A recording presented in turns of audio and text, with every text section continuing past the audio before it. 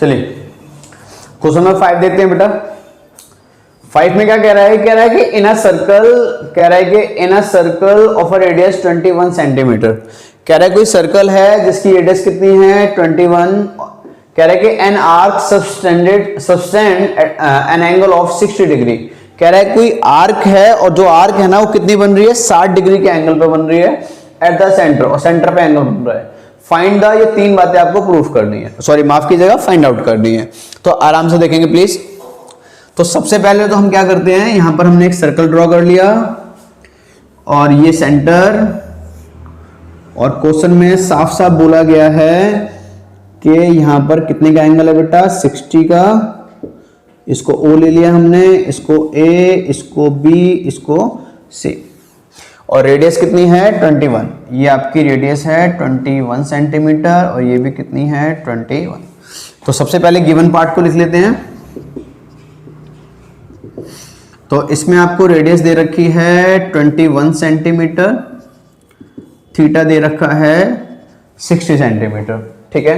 सबसे पहले आपको क्या निकालना है? The length of an arc. ध्यान से देखना, देखो लेंथ ऑफ एन आर्क आप जानते हैं, इंट्रोडक्शन में मैंने आपको बताया था, ये जो A से लेकर C से होता हुआ जो B पर जो लाइन जा रही है, मैं हाईलाइट कर रहा हूं, ध्यान से देखना। ये वाली जो लाइन जिसको मैंने हाईलाइट किया है, इसकी आपको लेंथ निकालनी है, यानी यहां से लेकर यहां तक, ठीक है। यहां से लेकर यहां तक आपको लेंथ निकालनी है, ठीक है। यहां से लेकर यहां तक आपको लेंथ निकालनी है।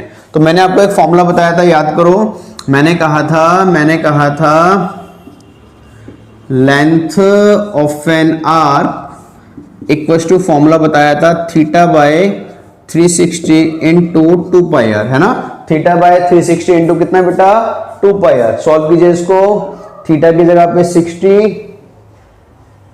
362, पाई की जगह पे 22/7, और आर की जगह पे कितना? 21। सिंप्लीफाई कीजिए, 0 से 0, 6 पे 1, 6 पे 6, 7 1, 7 से 3, 3 से 1, 3 से 2, और 2 से 2 गया।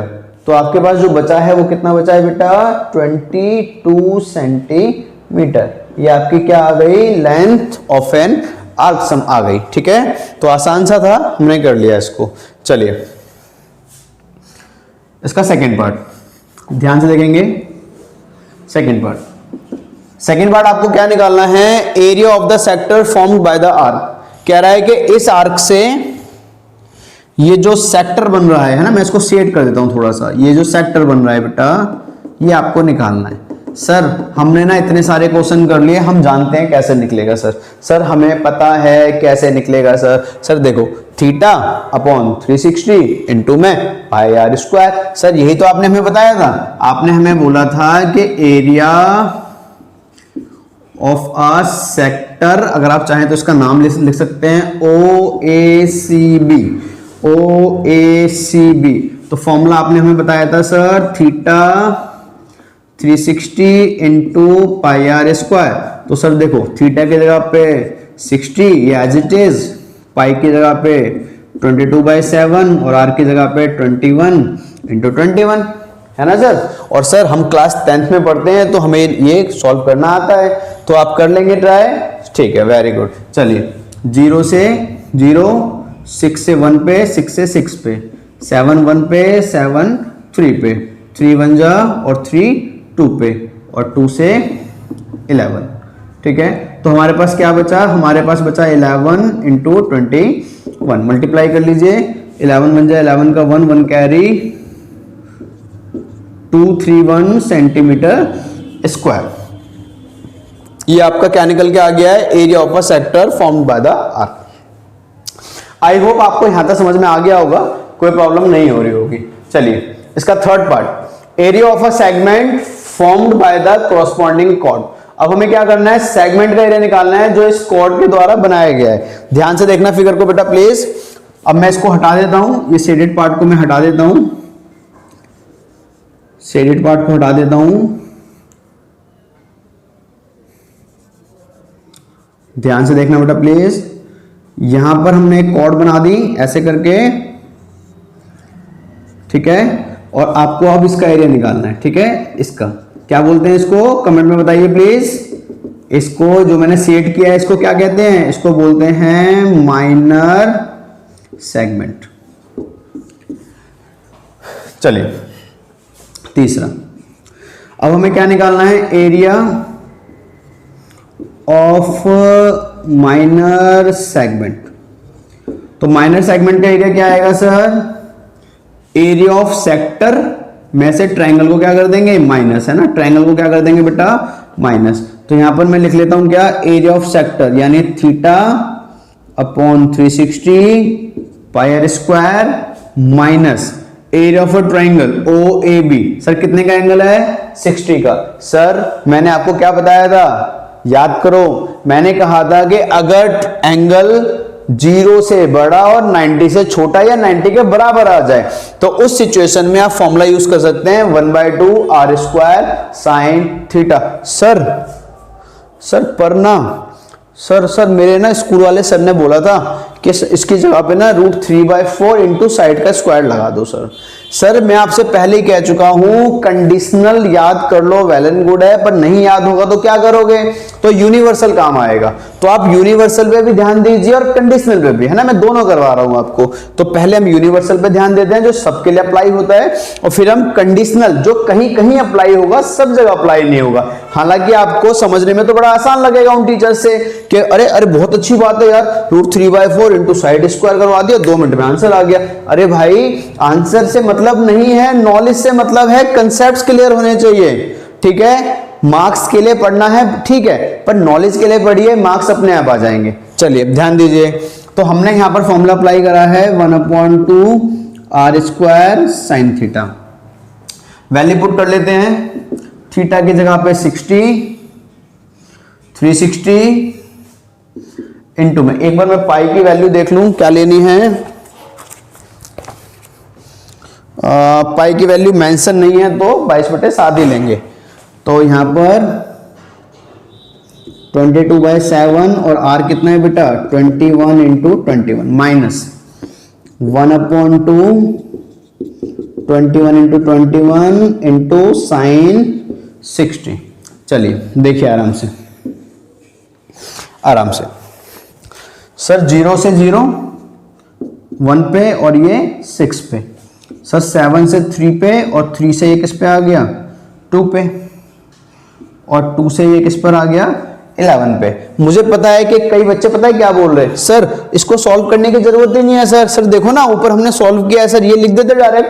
अरे भाई आप लिख सकते हो, मैंने कब मना किया है, बट मैं फिर बोल रहा हूं कि चीजें आपको अच्छी तरह समझ में आए इसलिए ऐसे करवा रहा हूं। तो इसका वैल्यू कितनी आ गई, 11 इंटू 21 माइनस क्या लिखा है 1/2 21 इंटू 21 कितना होता है 441 और साइन 60 कितना होता है √3/2। तो इसकी वैल्यू कितनी थी बेटा 231, है ना। तो यहां पर लिख लो 231 माइनस में 1441/4 √3। तो ये आपका सेंटीमीटर स्क्वायर आंसर आ जाएगा। एक बार चेकआउट करते हैं।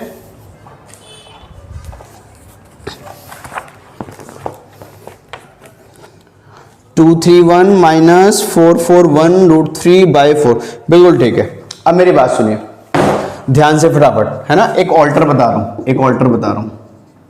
ध्यान से एक ऑल्टर बता रहा हूं। देखो ध्यान से सुनो, आपको बेसिकली क्या निकालना था, एरिया ऑफ क्या निकालना था area of minor segment, area of minor